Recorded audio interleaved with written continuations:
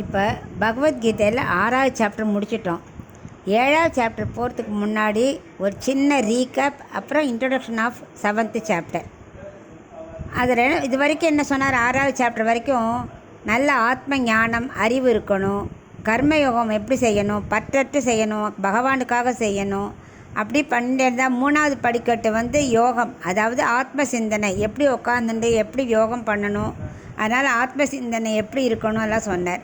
இப்படி எல்லாம் பண்ணால் கடைசி படிக்கட்டால் ஆத்ம பிராப்தி, அதாவது கைவல்யாத்தியை கிடச்சிரும், மீளா இன்பம் கடைசி நிலை கிடச்சிரும் அப்படின்னார்.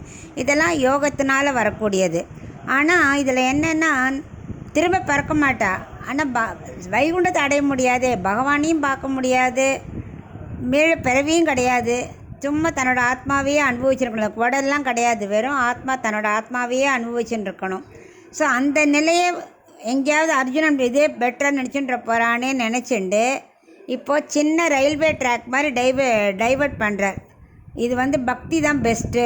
ஏன்னா நமக்கு பெருமாளை விட அனுபவிக்க வேண்டாமா, நம்ம ஆத்மாவே நம்ம அனுபவிக்கிறதை விட வைகுண்டம் போகிறது தானே இம்பார்ட்டன்ட்டு. நீ இப்போ அடுத்து லேசாக டிவேட் பண்ணி அவனோட பக்தி யோகத்துக்கு கொண்டு வர. இதான் 7வது சாப்டரோட இன்ட்ரொடக்ஷன்.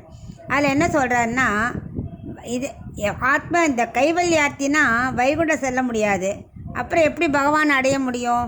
பக்தி பறக்கணும். அதாவது கொஞ்சம் மாற்றுறார். எப்படி பக்தி பறந்தாதான் நம்ம பாதையை மாற்றி இதுக்குள்ளே வைகுண்டத்துக்குள்ளே போக முடியும் அப்படிங்கிறார். இதுக்கு எப்படின்னா, இதுக்கும் ஆத்ம ஞானம் வேணும், அதே படிக்கட்டு தான். ஆத்ம ஞானம் வேணும், கர்மயோகம் பற்றற்று செய்யணும். ஆனால் 3வது யோகம் சொல்கிறார் இல்லையா, அது வெறும் யோகமாக இருக்கக்கூடாது. ஆத்மாக்குள்ளே இருக்காரே பரமாத்மா, அவரை அடையிறதுக்குள்ள சிந்தனையாக இருக்கணும், அந்த ஆத்ம சிந்தனையாக இருக்கணும், பரமாத்ம சிந்தனையாக இருக்கணும். அந்த ஞானத்தை வளர்த்துக்கணும். பரமாத்ம யோகம் கிடச்சிருக்கணும். இன்ஸ்டெட் ஆஃப் ஆத்ம சிந்தனை நம்ம என்ன பண்ணணும்? பரமாத்ம சிந்தனையாக பண்ணினா கடைசியில் பக்தி வந்துடும், உபாசனம் வந்துடும். உபாசனம்னா பக்தி, அது வந்துடும். அந்த பக்தி முத்த சம்சாரம் தொலைஞ்சிரும், வைகுண்டத்தை அடைஞ்சிட்டு பகவானோட கல்யாண குணங்களை அனுபவித்து பகவானுக்கும் அடியார்களுக்கும் தொண்டு செஞ்சுண்டு மீளா இன்பத்தை அடையலாம். இது ரெண்டு பாதை. இனிமேல் நம்ம தான் டிசைட் பண்ணணும், கர்மயோகம் பெட்டரா, ஞான யோகம் பெட்டரா, பக்தி யோகம் பெட்டரான்னு. ரெண்டுத்துக்கும் கர்மயோகம் வேணும், அதில் மாற்றம் கிடையாது. ஞான யோகம் தேவையா, பக்தி யோகம் தேவையான்னு நம்ம டிசைட் பண்ணோம். நம்ம ஏன் ஞான யோகம் வேண்டாம்னா பகவானை அடைய முடியாது. நம்மளோட இது என்னது? அல்டிமேட் எய்ம் பகவான் அடையணும். அங்கே பெருமாள், தாயார், நித்திய சூரிகள், முக்தாத்மாக்கள் எல்லாருமா இருப்பாள். அவளோட சேர்ந்து இருந்து குளிர்ந்து நம்ம அனுபவிக்கணும்.